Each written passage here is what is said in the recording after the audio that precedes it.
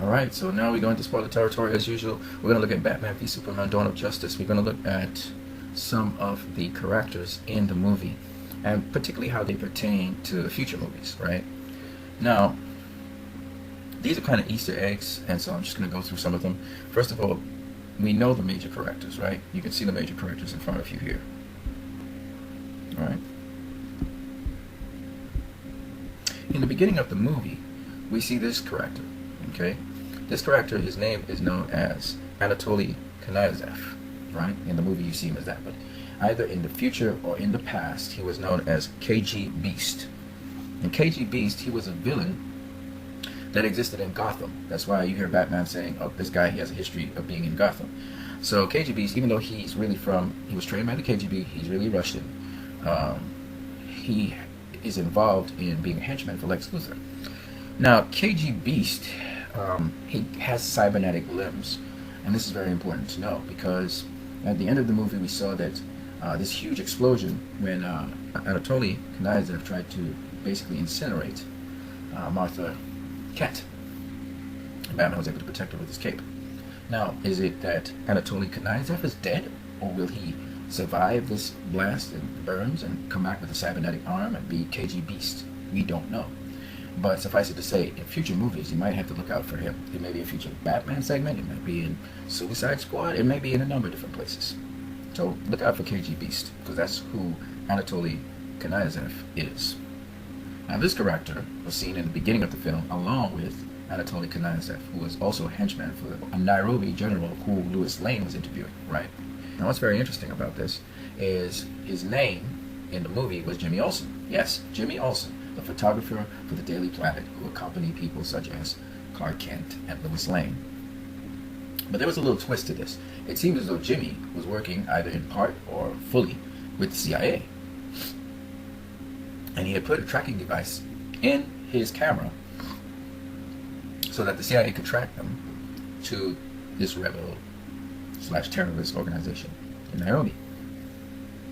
Now we know that Jimmy Olsen was killed, which means in future films, unless it's some sort of flashback interim in between those 2 years of the Metropolis incident, we probably won't see Jimmy Olsen, right?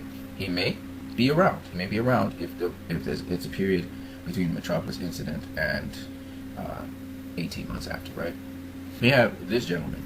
Now you would recognize him in the movie as clean shaven. He had on glasses, and in the movie he was with Lex Luthor. And when Lex Luthor was speaking about the kryptonite to the senators, he was the one that talked about carrying out the kryptonite test on General Zod's body and seeing the degradation. What's very interesting about this character is that he's known in the canon as Dr. Emmett Vale.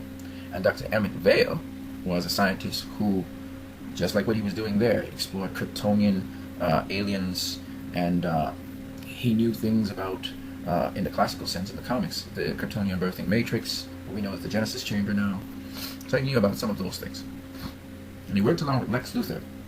I wouldn't be surprised he helped Lex Luthor with the metahuman projects to identify other metahumans on the planet. But what's even more interesting is that Dr. Emmett Vale is the one that saved John Corbin. Now, who is John Corbin? John Corbin, he got in an accident, an auto accident, and Vale took his almost lifeless body and managed to save his life using kryptonite, and technology. And John Corbin, he became known as Metallo. So, seeing Dr. Emmett Vale there gives that possibility that either in the future, or maybe it's already happened in the past, Metallo is formed. So he really does signal a sign that Metallo could be in this universe. He's either in the universe already, or he's about to get into the universe, one or the other. And this is done through Lex Luthor's labs. Now, if you remember this character in the congressional hearing scene, she was the one reporting on the death of her generals and all the people in a village. They all died, the village was burned, and the government came in, and she calls on the Senator Finch, to appeal to the fact that Superman doesn't even seem to have regard for God. And she was very, very bitter. Her name is Kiana Kiri.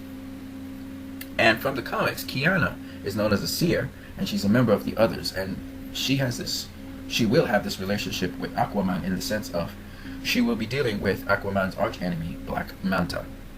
So Kiana is another Easter egg, and we may see her either in an Aquaman movie in the future, or we may see her dealing with, having something to do with Black Manta.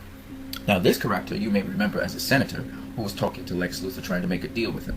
And in the very earliest of Superman Action Comics, this senator, who was known as Senator Barrows, was a corrupt senator who tried to make deals with people. And in the early comics with Superman, Superman didn't fight against arch enemies like Lex Luthor and so on. He dealt with corruption and crime. And in this case, Senator Barrows, he was dealing with a lobbyist named Alex Greer, so that he could import some illegal things into the country, even against America's interests. And here you see Senator Barrows also trying to strike up a deal with Lex Luthor, showing he's a very corrupt guy. So they took Senator Barrows from the very early editions of Superman and put him into this movie. Now, I don't think you've seen this character in the movie. She could be there, though, and probably is in association with Lex Luthor, probably one of his henchpeople. I didn't really see her in the movie, per se, but if you have, she's possibly Carmen Leno. And Carmen Leno and Bunny Huffman, they were assassins who worked for Requiem Inc. Now, Carmen has a mother in this movie. I didn't really see her. I will have to go and watch the movie again to see where she may fit in, or if she may be in the extended cut, like Barbara Gordon. But what I do know is, if this Carmen is Carmen Leno, then in the future, she would become an assassin. Finally, you've seen this character in Batman v Superman, and you've also seen this character in Man of Steel. And of course, her name is Carol Ferris, or Carrie Ferris. And she is a major. She's actually Swanwick's PR officer. And she works alongside General Swanwick. But Carrie Ferris is actually also going to become, in the future, Star Sapphire. And Star Sapphire is the love interest of Hal Jordan, also known as the Green Lantern. Now, I don't know if Hal Jordan will exist in this universe, but we are certain that